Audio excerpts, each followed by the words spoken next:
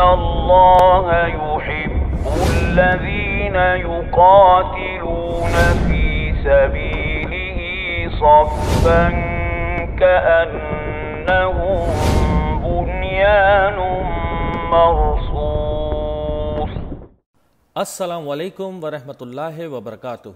میں ہوں محمد ارشاد صدیقی اور آپ دیکھ رہے ہیں حقائق کی تلاش۔ ناظرین، ویڈیو شروع کرنے سے پہلے ہم اپنے نئے آنے والے دوستوں سے گزارش کرتے ہیں کہ چینل کو سبسکرائب کیجئے اور بیل آئیکن کو پریس کیجئے تاکہ ہماری ہر نئی آنے والی ویڈیو آپ تک بآسانی پہنچ سکے۔ ذوالقرنین کا زمانہ جمہور کے نزدیک راجح وہ قول ہے جو خود ابن کثیر نے باروایت ابو طفیل حضرت علی کرم اللہ وجہہ سے نقل کیا ہے کہ نہ وہ نبی تھے نہ فرشتہ بلکہ ایک نیک صالح مسلمان تھے۔ اس لیے بعض علماء نے تو یہ توجیہ کی کہ انہو کانا کی ضمیر ذوالقرنین کی طرف نہیں خضر علیہ السلام کی طرف راجع ہے، وہو والاقرب۔ اب مسئلہ یہ ہے کہ پھر وہ ذوالقرنین جن کا ذکر قرآن میں ہے وہ کون ہے اور کس زمانے میں ہوئے ہیں، اس کے متعلق بھی علماء کے اقوال بہت مختلف ہیں۔ ابن کثیر کے نزدیک ان کا زمانہ اسکندر یونانی مقدونی سے 2000 سال پہلے حضرت ابراہیم علیہ السلام کا زمانہ ہے اور ان کے وزیر حضرت خضر علیہ السلام۔ ابن کثیر نے البدایہ والنہایہ میں سلف و صالحین سے روایت بھی نقل کی ہے کہ ذوالقرنین پیادہ پا حج کے لیے پہنچے۔ جب حضرت ابراہیم علیہ السلام کو ان کے آنے کا علم ہوا تو مکہ سے باہر نکل کر استقبال کیا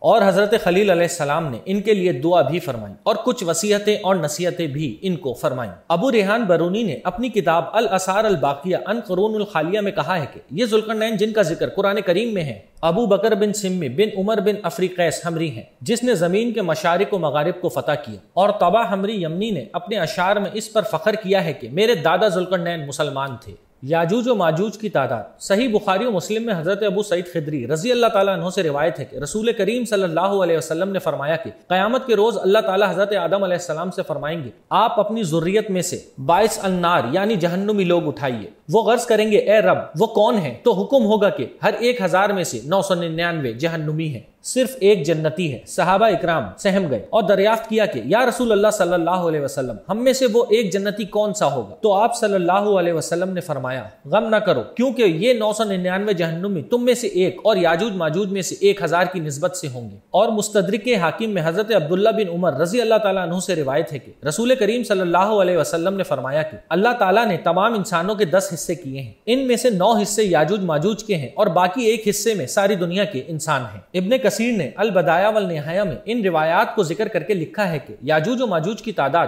ساری انسانی آبادی سے بے حد زیادہ ہے۔ یاجوج و ماجوج عام انسانوں کی طرح حضرت نوح علیہ السلام کی اولاد میں سے ہیں۔ جمہور محدثین و مورخین ان کو یافس بن نوح علیہ السلام کی اولاد قرار دیتے ہیں، اور یہ بھی ظاہر ہے کہ یافس بن نوح کی اولاد نوح علیہ السلام کے زمانے سے ذوالقرنین کے زمانے تک دور دور تک مختلف قبائل اور مختلف قوموں اور مختلف آبادیوں میں پھیل چکی تھی،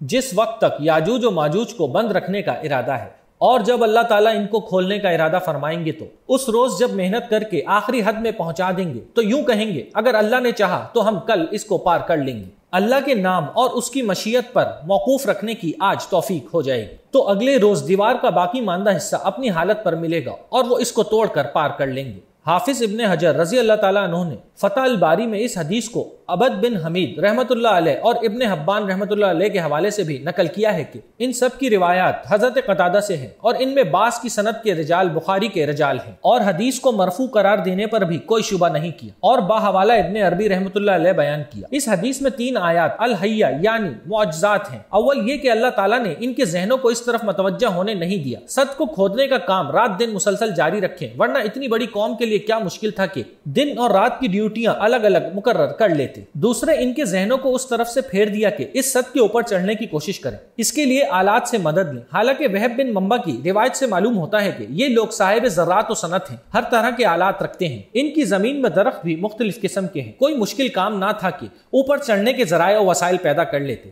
تیسرے یہ کہ ساری مدت میں ان کے قلوب میں یہ بات نہ آئی کہ انشاءاللہ کہہ لیں، صرف اس وقت یہ کلمہ ان کی زبان پر جاری ہوگا جب ان کے نکلنے کا وقت مقرر آ جائے گا۔ علامہ محی الدین ابن عربی رحمۃ اللہ علیہ نے فرمایا کہ اس حدیث سے یہ بھی معلوم ہوتا ہے کہ یاجوج و ماجوج میں کچھ لوگ ایسے بھی ہیں جو اللہ کے وجود اور اس کی مشیت و ارادے کو مانتے ہیں، اور یہ بھی ممکن ہے کہ بغیر کسی عقیدے کے ہی ان کی زبان پر اللہ تعالیٰ یہ کلمہ جاری کر دے اور اس کی برکت سے ان کا کام بن جائے۔ قرب قیامت میں یاجوج و ماجوج کا انشاءاللہ کہنا اس بات پر دلیل ہے کہ ان کو دعوت اسلام پہنچ چکی ہے، ورنہ وہ انشاءاللہ نہیں بول سکتے، اس لیے غالب گمان ہے کہ ان کو دعوت حق دی جا چکی ہے۔ قرطبی نے اپنی تفسیر میں باحوالہ سدی نقل کیا ہے کہ یاجوج و ماجوج کے 22 قبیلوں میں سے 21 قبیلوں کو سد ذوالقرنین سے بند کر دیا گیا، ان کا ایک قبیلہ سد ذوالقرنین کے اندر اس طرف رہ گیا، وہ ترک ہیں۔ اس کے بعد قرطبی نے فرمایا کہ رسول کریم صلی اللہ علیہ وسلم نے ترک کے متعلق جو باتیں بتائی ہیں وہ یاجوج و ماجوج سے ملتی ہوئی ہیں، اور آخری زمانے میں مسلمانوں کی ان سے جنگ ہونا صحیح مسلم کی حدیث میں ہے۔ پھر فرمایا کہ اس زمانے میں ترک قوم کی بڑی بھاری تعداد مسلمانوں کے مقابلے کے لیے نکلے گی، جن کی صحیح تعداد اللہ تعالیٰ ہی کو معلوم ہے، وہی مسلمانوں کو ان کے شر سے بچا سکتا ہے۔ ایسا معلوم ہوتا ہے کہ یہی یاجوج و ماجوج ہیں۔ قرطبی کا زمانہ 6 صدی ہجری ہے، جس میں فتنہ تاتار ظاہر ہوا اور اسلامی خلافت کو تباہ و برباد کیا۔ ان کا عظیم فتنہ تاریخ اسلام میں معروف اور تاتاریوں کا مغول ترک میں سے ہونا مشہور ہے، مگر قرطبی نے ان کو یاجوج و ماجوج کے مشابہہ اور ان کا مقدمہ قرار دیا ہے۔ ان کے فتنے کو خروج یاجوج و ماجوج نہیں بتایا، جو علامات قیامت میں سے ہے،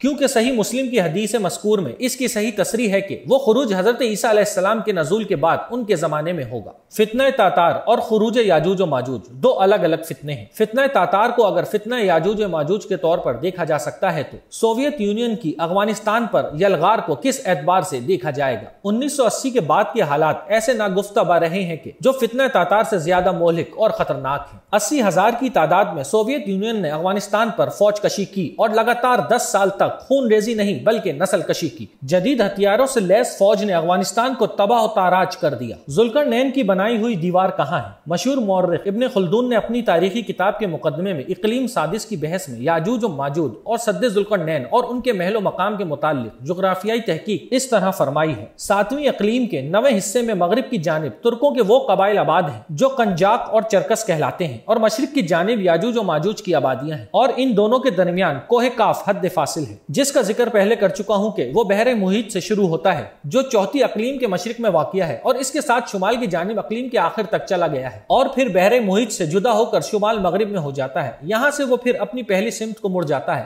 حتیٰ کہ 7ویں اقلیم کے 9ویں حصے میں داخل ہو جاتا ہے، اور یہاں پہنچ کر جنوب سے شمال مغرب کو ہوتا ہوا گیا ہے، اور اسی سلسلہ کوہ کے درمیان سدی سکندری واقع ہے، اور 7ویں اقلیم کے 9ویں حصے کے وسط میں ہی وہ سدی سکندری ہے جس کا میں نے ابھی ذکر کیا اور جس کی اطلاع قرآن نے بھی دی ہے۔ اور عبداللہ بن خردازبہ نے اپنی جغرافیہ کی کتاب میں واسق باللہ خلیفہ عباسی کا وہ خواب نقل کیا ہے جس میں اس نے دیکھا تھا کہ سد کھل گئی ہے، چنانچہ وہ گھبرا کر اٹھا اور دریافت حال کے لیے سلام ترجمان کو روانہ کیا۔ اس نے واپس آ کر اسی سد کے حالات و اوصاف بیان کیے۔ واسق باللہ خلیفہ عباسی کا سد ذوالقرنین کی تحقیق کرنے کے لیے ایک جماعت کو بھیجنا اور ان کا تحقیق کر کے آنا ابن کثیر نے بھی البدایہ والنہایہ میں ذکر کیا ہے، اور یہ کہ یہ دیوار لوہے سے تعمیر کی گئی ہے۔ اس میں بڑے بڑے دروازے بھی ہیں جن پر قفل پڑا ہوا ہے، اور یہ شمال مشرق میں واقع ہے۔ اور تفسیر کبری اور تبری نے اس واقعے کو بیان کر کر یہ بھی لکھا ہے کہ جو آدمی اس دیوار کا معائنہ کر کے واپس آنا چاہتا ہے تو رہنما اس کو ایسے چٹیل میدانوں میں پہنچاتے ہیں جو سمرقند کے محاذات میں ہیں۔ اہل یورپ کا یہ کہنا وزن نہیں رکھتا کہ